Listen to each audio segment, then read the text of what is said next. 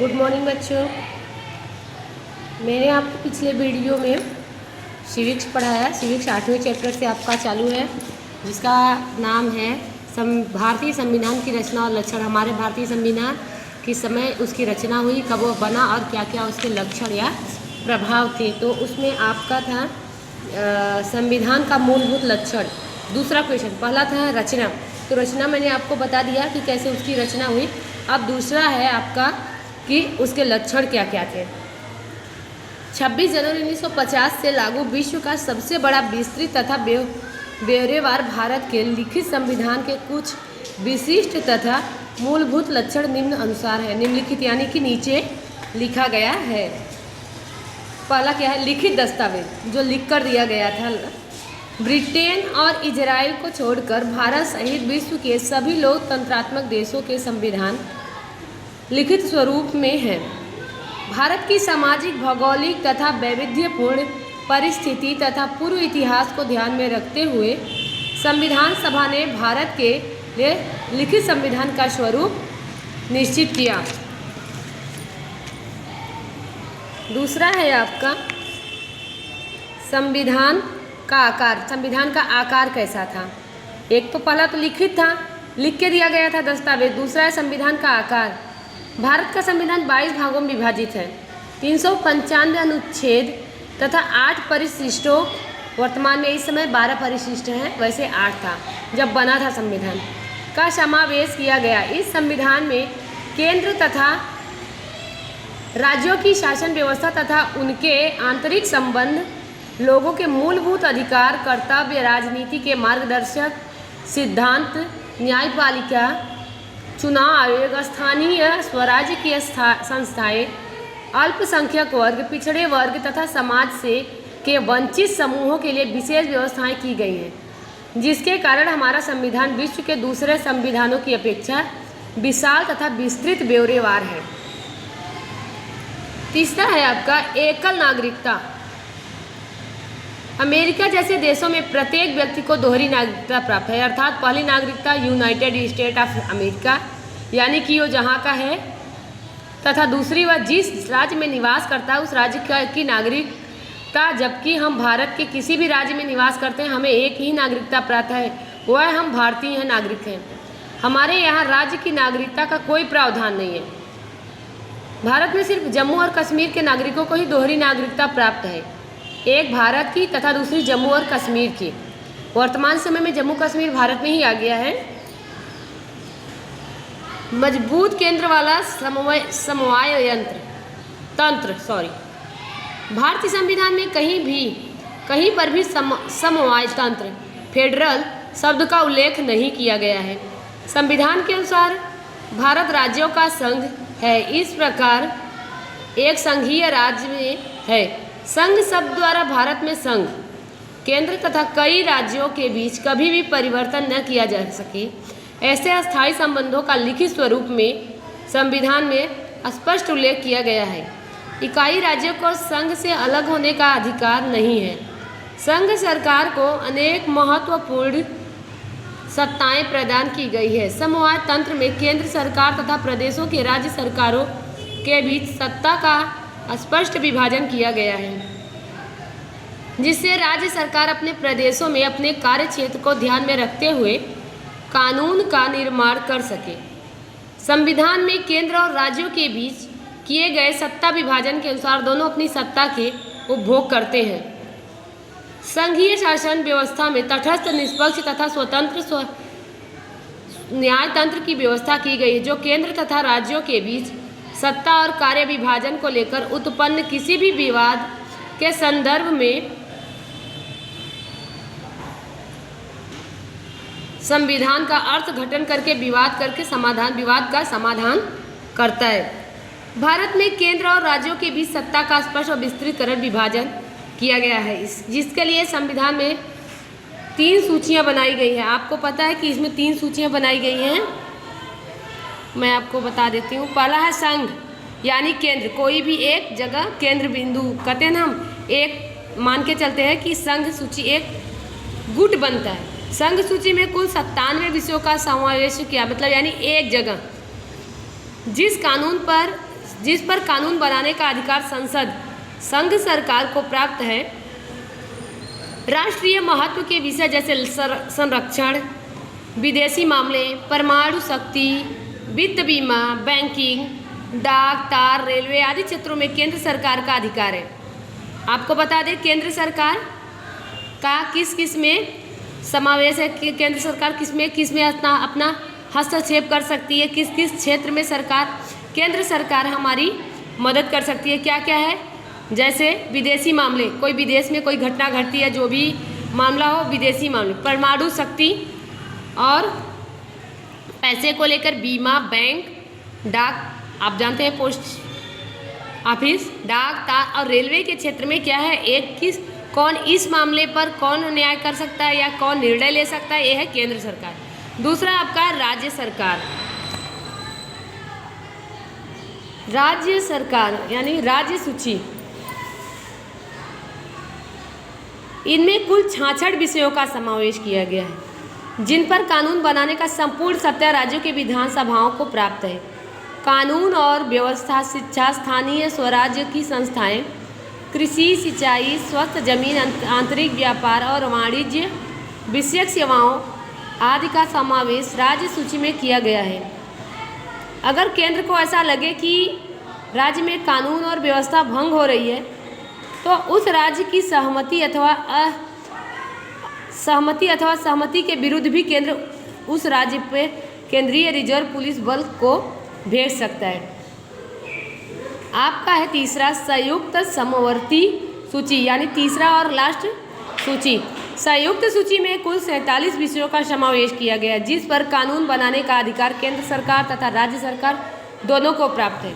लेकिन जब भी केंद्र सरकार तथा राज्य सरकारों के द्वारा बनाए गए कानून के कारण दोनों के बीच विवाद या संघर्ष की स्थिति उत्पन्न होती है, तो उस समय केंद्र सरकार द्वारा बनाए गए कानून को ही सर्वोपरि माना जाता है। इस प्रकार संघीय शासन व्यवस्था में संयुक्त सूची के विषयों के संदर्भ में केंद्र को विशेष सत्ता सौंपी गई है। इस सूची में दीवानी और फौजदारी मामले, विवाह, तलाक तथा भरण पोषण, शिक्षा, आर्थिक आयोजन, व्यापारी संघ आदि का समावेश किया गया है। अब शेष सत्ताएं जो उनके बारे में हैं, जिन विषयों के संदर्भ में केंद्र तथा राज्यों के बीच सत्ता का स्पष्ट विभाजन नहीं किया जा सकता, ऐसे विषयों का समावेश शेष सत्ता में किया गया है। यानी कि इन तीनों के अलावा भी एक लास्ट में अंतिम बचता है। इन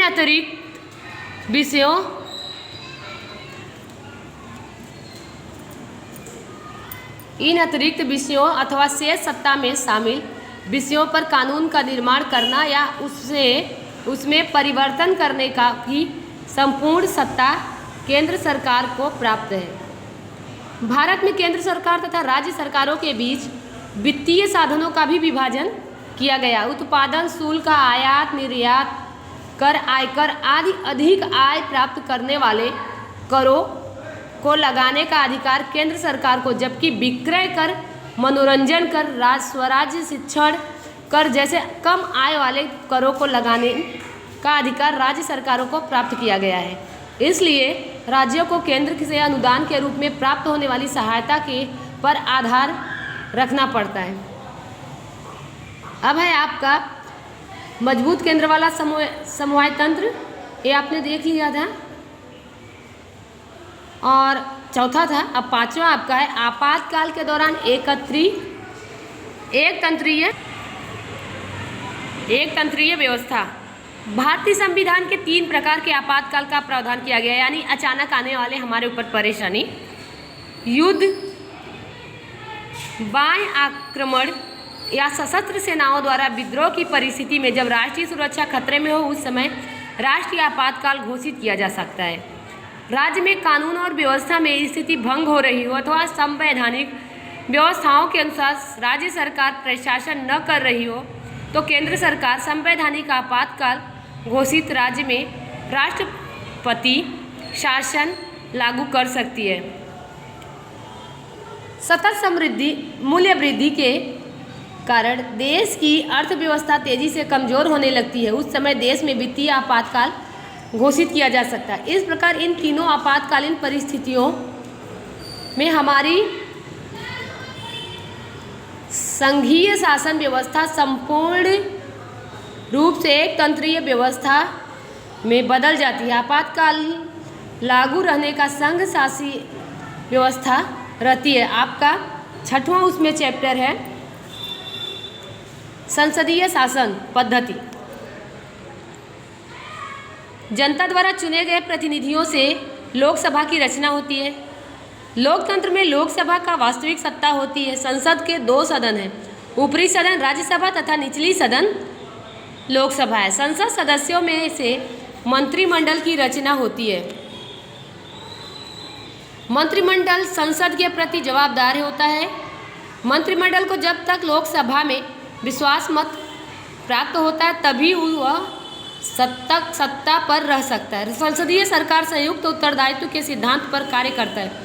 मंत्रिमंडल द्वारा अनेक महत्वपूर्ण निर्णय लिए जाते हैं। केंद्र में प्रशासन राष्ट्रपति के नाम से तथा राज्यों का प्रशासन राज्यपाल गवर्नर के नाम से चलता है, लेकिन वास्तविक सत्ता का उपयोग केंद्र में प्रधानमंत्री और उसका मंत्रिमंडल तथा राज्यों में मुख्यमंत्री और उसका मंत्रिमंडल करता है।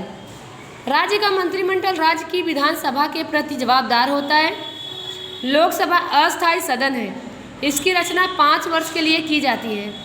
राज्यसभा के सदस्यों का चुनाव राज्यों की विधानसभाओं के चुने हुए सदस्यों के द्वारा किया जाता है जो उन राज्य में प्रतिनिधित्व करता है।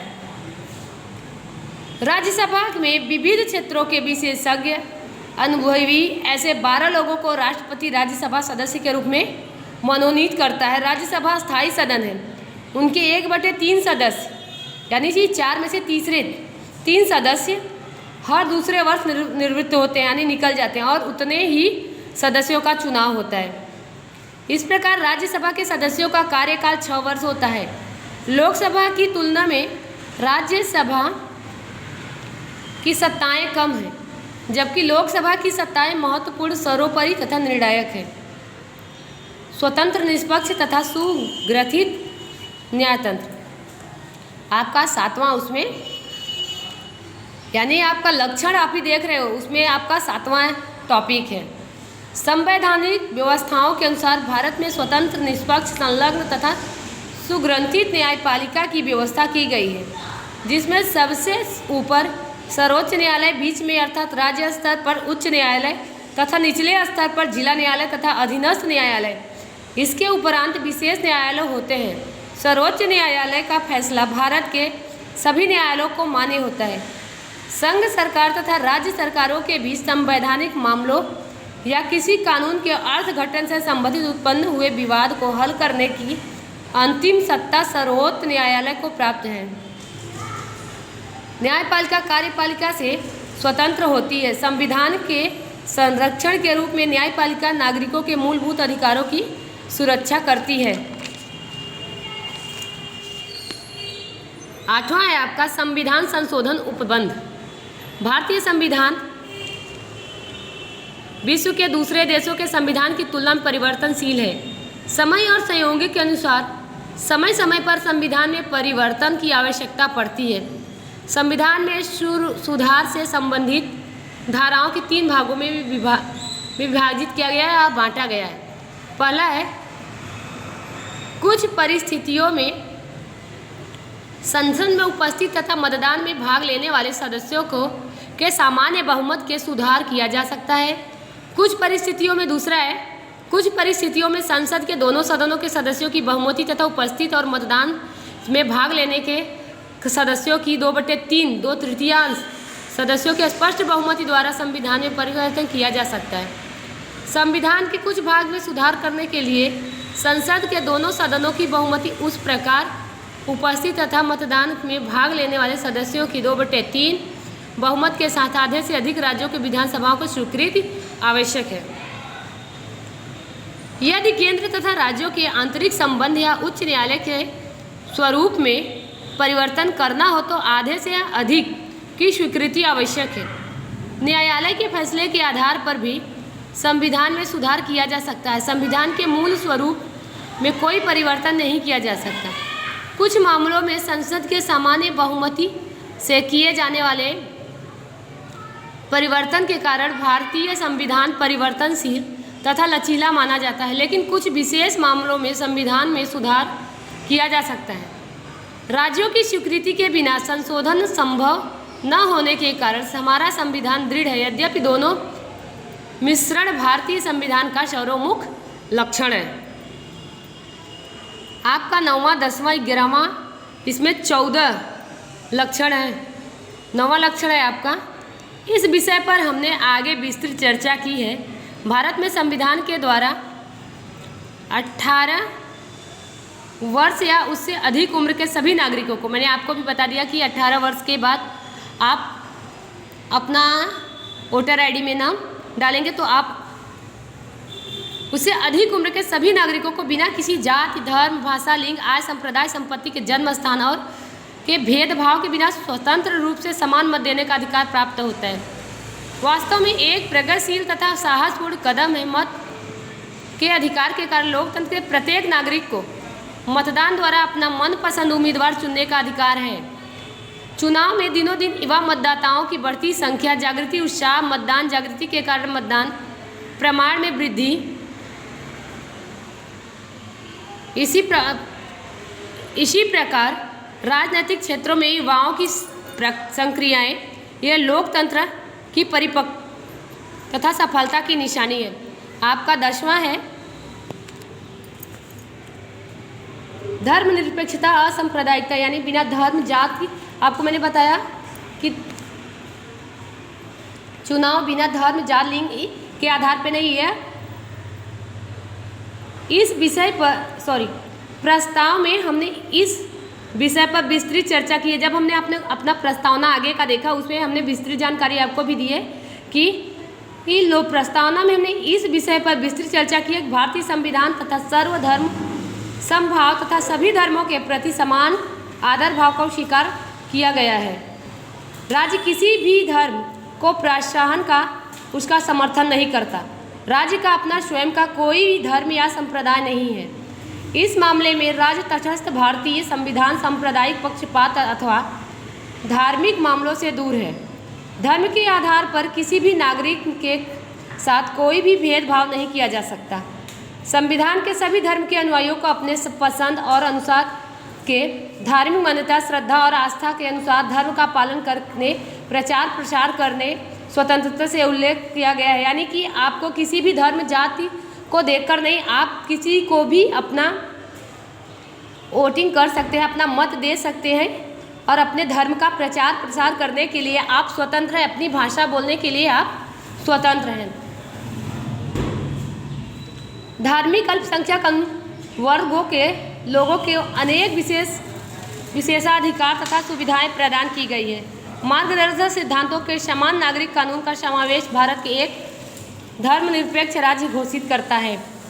11वां है आपका न्यायिक समीक्षा। संविधान का एक विशिष्ट लक्षण है केंद्र सरकार तथा राज्य सरकारों के द्वारा अपने अपने कार्य क्षेत्र के अधीन जो कार्य है या प्रशासन किया जाता है उस पर निगरानी रखने का उत्तरदायित्व न्यायालय को सौंपा गया है। संसद की सत्ताओं की अवगणना किए बिना न्यायिक समीक्षा के सिद्धांतों के बीच एकता स्थापित करने का प्रयास संविधान में किया गया है। संसद अथवा विधानसभाओं द्वारा निश्चित कानूनों तथा अध्यादेशों, प्रशासनिक आदेशों, न्यायिक फैसलों तथा संवैधानिक सुधारों की समीक्षा करने की सत्ता न्यायालयों को सौंपी गई है। अगर न्यायालय को विश्वास हो गया संशोधन तथा जारी किए गए अध्यादेश संविधान के मूलभूत सिद्धांतों के साथ सुसंगत नहीं है तो न्यायालय उसे असंवैधानिक घोषित कर रद्द कर सकता है। आपका 12वां है मूलभूत और अधिकार और कर्तव्य। हमारे यहाँ हम जिस देश में रहते हैं उसके मूलभूत अधिकार और कर्तव्य क्या क्या हैं। भारत के लोग एक स्वतंत्र राष्ट्र के नागरिक के स्वरूप गौरवपूर्ण जीवन जी सके, इसके लिए संविधान द्वारा लोगों को मूलभूत अधिकार प्रदान किए गए। नागरिकों के सर्वांगीण विकास के साथ राष्ट्र के विकास की आवश्यक स्वतंत्रताओं की पुष्टि के साथ अधिकार और कर्तव्य लोकतंत्र समाज की बहुमूल्य पूंजी है। संवैधानिक उपचार का अधिकार तथा 6 से 14 वर्ष की उम्र के बालकों के लिए सर्वत्र अनिवार्य शिक्षा के अधिकार का भी संविधान में समावेश किया गया है। आगे के चैप्टर में है, अभी ये तो पॉइंट है, आगे के चैप्टर में आपको जितने भी आपके कर्तव्य और आपके अधिकार हैं, आपको मैं पूरी तरह से डिटेल्स में बताऊंगी। राजनीति के मार्गदर्शन सिद्धांत, लोगों की रक्षा तथा उनके कल्याण के लिए प्रयत्न करने का कार्य राज्य को सौंपा गया है।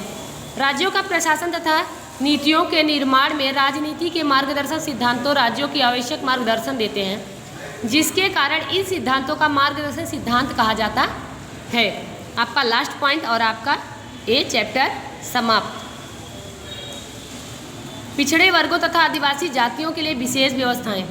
समाज के पिछड़े वर्गों अथवा पिछड़ी जातियों तथा विकास के पीछे रह गए समूहों के उत्कर्ष के लिए तथा उन्हें सामान्य प्रवाह में जुड़ने के लिए सक्षम बनाने हेतु संविधान में विशेष व्यवस्थाएं की गई है। विधानसभाओं, स्थानीय स्वराज की संस्थाओं के निर्वाचन में इन्हें पर्याप्त राज्य के प्रतिनिधित्व प्राप्त हो, इसलिए कुछ सीटें इनके लिए आरक्षित रखी जाती हैं। इन वर्गों के लोगों को सरकारी नौकरियां तथा शैक्षणिक संस्थाओं में प्रवेश के लिए समान अवसर प्राप्त हो, इसके लिए निर्धारित सीटों का कुछ भाग इनके लिए संविधान में सकारात्मक भेदभाव और संरक्षणात्मक भेदभाव की नीति का विशेष व्यवस्था की गई है। आपको मैंने कल पूरे क्वेश्चन को बता दिया था। तो पहला क्वेश्चन आपका लॉन्ग वाला है, जो आपको या तो पूछेगा विस्तार से बताइए, या तो आपसे पूछेगा कि प्रस्तावना के बारे में आप क्या जानते हैं, या दूसरा क्वेश्चन होगा आप लक्षण के बारे में क्या जानते हैं भारतीय संविधान के लक्षण के बारे में आप क्या जानते हैं, या उसकी रचना कैसे हुई। थैंक यू बच्चों।